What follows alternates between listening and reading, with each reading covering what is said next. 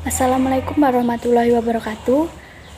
Kami dari kelompok 9 ingin presentasikan mengenai hasil diskusi kami fungsi produksi cup Douglas pada usaha tani cengkeh di Desa Palangka, Kecamatan Sinjai Selatan, Kabupaten.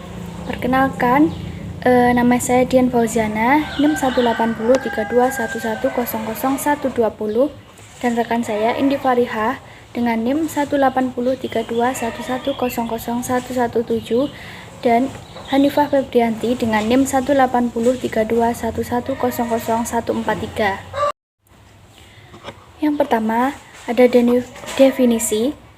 Definisi fungsi produksi yaitu adalah hubungan antar hasil produksi fisik atau output dengan faktor produksi atau input.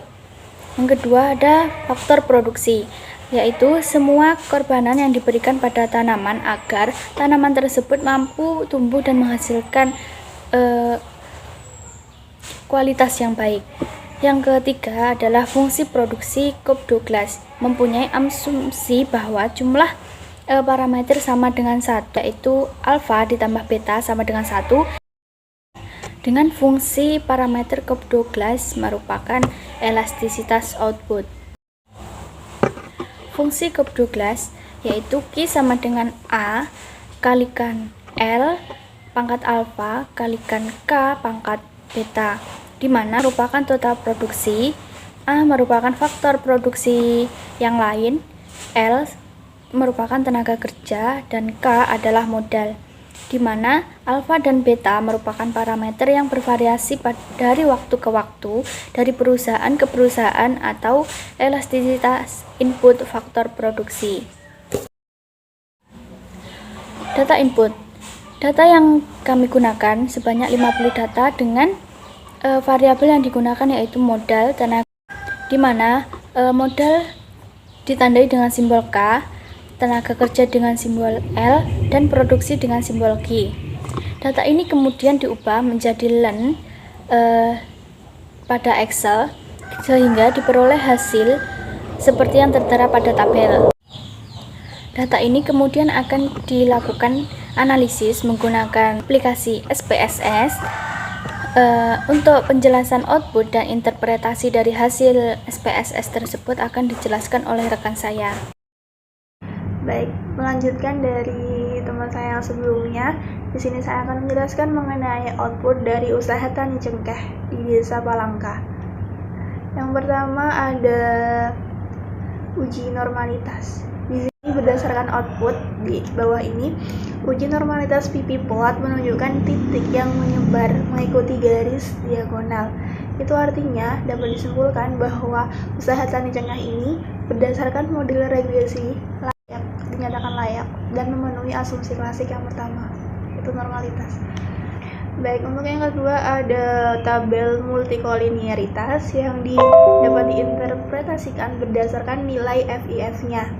Di sini berdasarkan data yang kami olah, nilai FIF pada len K yang mewakili modal dan len L yang mewakili tenaga kerja atau labor kurang dari 10, sehingga data yang digunakan terbebas dari masalah multikolinearitas, sehingga dapat dilanjutkan ke ujian selanjutnya. Baik, ujian selanjutnya yaitu ada heteroskedastisitas. Di sini berdasarkan uji scatter plot yang diperoleh dari hasil SPSS dapat diketahui titik-titik yang menyebar secara acak dan tidak beraturan. Hal ini berarti model regresi ini layak digunakan untuk melihat pengaruh variabel dependen dan independen yang ada pada penelitian. Yang keempat adalah uji F.